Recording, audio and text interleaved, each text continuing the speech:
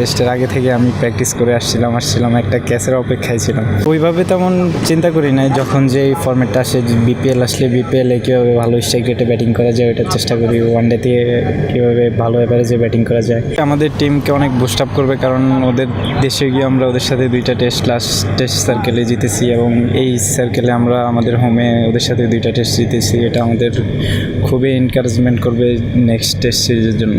হ্যাঁ, আমাদের হয়তো বা ঈদের পরে টেস্ট টিমকে নিয়ে হয়তো বা ক্যাম্প থাকবে, ওইখানে আসলে কোচরা যে প্ল্যান দিবে কীভাবে ওইখানে হয়তো বা এক্সট্রা একটু বাউন্স থাকবে, ওই প্রিপারেশনটা হয়তো বা আমরা এখানে নেওয়ার চেষ্টা করবো আর কি।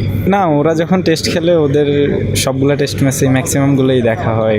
না, আসলে ওইভাবে চিন্তা করি না, এখন একটু প্ল্যান আছে যে আসলে রানের অপরচুনিটিটা খোঁজার চেষ্টা করি, খারাপ বলটা ইউটিলাইজ করার চেষ্টা করছি।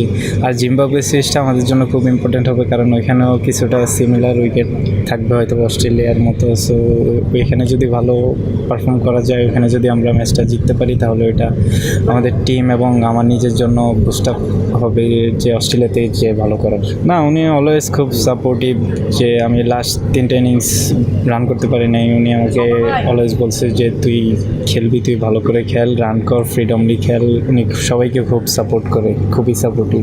না, আসলে আমি একদম টেস্টের আগে থেকেও শর্ট লেগে প্রিপেয়ার, মানে এটা একটা লং টাইম প্রসেস ছিল যে টেস্টের আগে থেকে আমি প্র্যাকটিস করে আসছিলাম একটা ক্যাচের অপেক্ষায় ছিলাম। সো ওই মোমেন্টে খুব ভালো মোমেন্টে একটা ক্যাচ ধরাতে একটু বেশি এক্সাইটেড ছিলাম আর কি।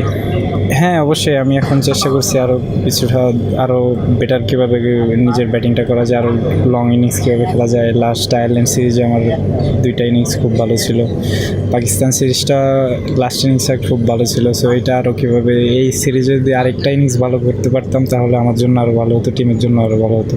আসলে ওইভাবে তেমন চিন্তা করি নাই, যখন যে ফরম্যাটটা আসে বিপিএল আসলে বিপিএলে কীভাবে ভালো স্ট্রাইক রেটে ব্যাটিং করা যায় ওইটার চেষ্টা করি, ওয়ানডেতে কীভাবে ভালো এভারেজে ব্যাটিং করা যায়।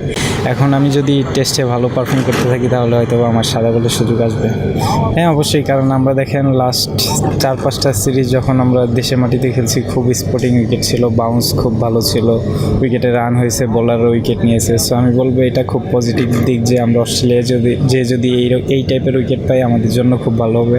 স্টাইল হোক রুচিশীল, পরিচয় হোক রাজকীয়, e commerce platform palace of classy, যেখানে ফ্যাশন মেলে আত্মবিশ্বাসে। শীতের হুডি হোক বা গরমের আরাম, আমরা আছি আপনার পাশে। 100% অরিজিনাল প্রোডাক্ট, দেশের যে কোনো প্রান্তে, ফ্রি হোম ডেলিভারি। অর্ডার করতে ইনবক্স করুন এখনই। Palace of classy, be classy, be confident.